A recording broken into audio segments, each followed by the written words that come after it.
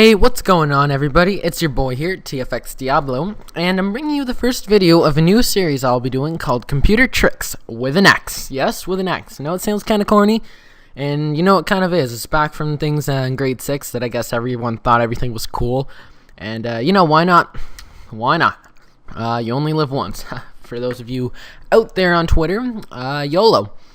Anyway, so as you can tell by the title, today I'll be showing you how to get Windows XP mode on Windows 7 Home Premium.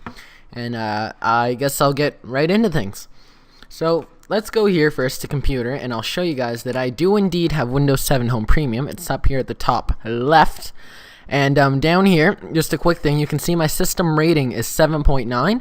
And it is hacked, and if you want to know how to do that, be sure to check out my other video.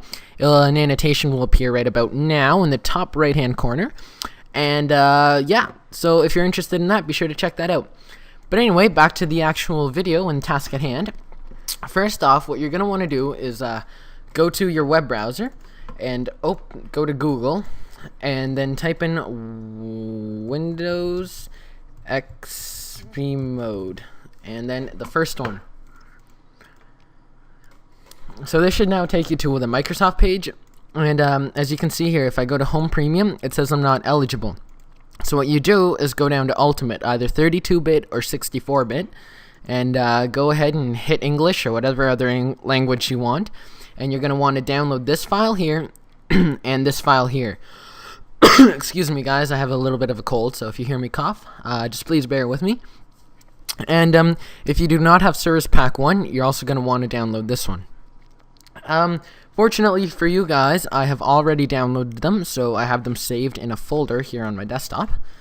And but there's one more thing you're going to need to download, and for that, you're going to want to go to your Google. I have it up here as my browser. It's integrated into my address bar, so I'm just going to type in 7-zip. I'm not sure if WinRAR will work for this, but it may. Just download either 32-bit or 64-bit, whatever system you're running. Install that, and you're good to go. I, again, have 7-zip already installed just to save some time. So now what you're going to want to do is take the files that you... one second. Just to make this easier, I'm just going to move that to the trash. You'll see that file reappear here after I do some little tweaks and things. But first, what you're going to want to do is install the update. So you're going to want to install update number 1. It's going to open this up. Yes, you will. Accept everything and let it install. So it's going to ask me to restart. So because of that, I'll get back to you once it's done. Alright guys, I'm back. And that update doesn't take very long. So yeah, I just ran to grab some chocolate. And just to show you that the update was installed, I'm just going to go up here. And actually, there are 2 ways to do this, and I'll take the long route. Where is it? View update history, and as you can see, the update has been installed, and I installed it twice because I had to uninstall it for you, because I did do a video on this, but I didn't like it, and I already had the updates installed, so I really couldn't do anything to it to change it. So yeah, I just made this one here. Okay, so we're gonna now go here back to our Windows XP mode folder, and by the way, and now is the time, if you do not have Service Pack 1, that you're gonna want to install that second update, because if you try to go ahead and use Virtual PC, it will not work. So if you do not have Service Pack 1, now is the time that you want to install it. But if you do, what you're going to want to do is go to your second file, the actual Windows XP mode, which is an application. You're going to right click and go to 7-zip and extract to Windows XP mode ENUS. This is a big file, but it doesn't take very long, so I'm not going to pause the video.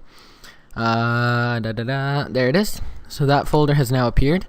You're going to go into that folder, into sources, and then there's going to be another one that says file.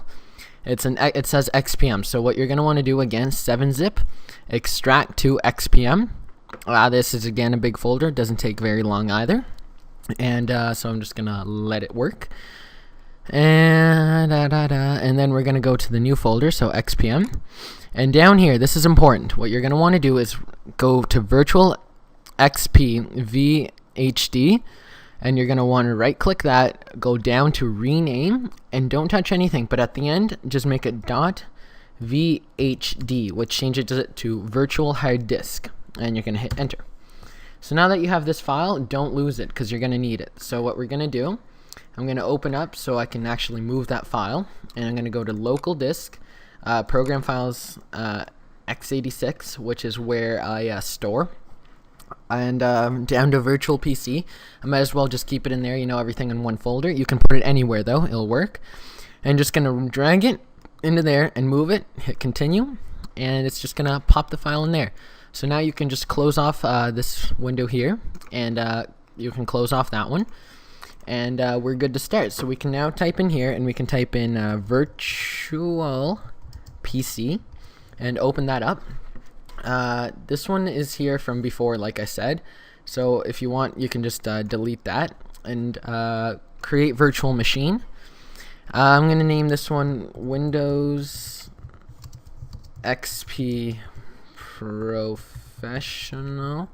I think that's how you spell it. I think it's just one F. If not, be sure to correct me because I don't want to get that wrong. And just leave that there and hit next.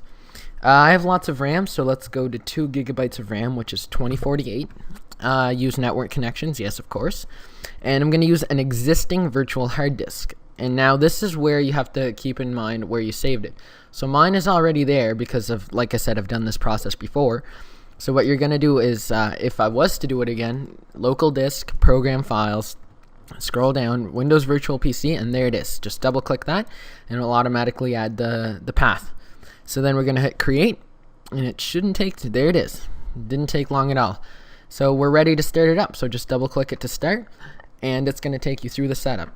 And just to show you that it works, it's not the exact same as Windows XP mode. If you know, Windows XP mode does install a little bit differently. It gives you a much better graphic user interface that is more designed towards looking like Windows 7.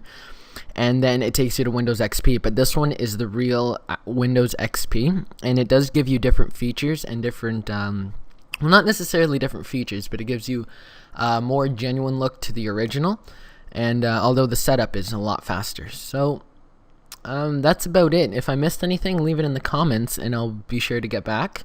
And also, if you want to request any future videos, on how to do stuff within Windows 7 within Mac, because I have Mac-based systems here too, or even in the BIOS, I'll try to get a camera out and just record from there.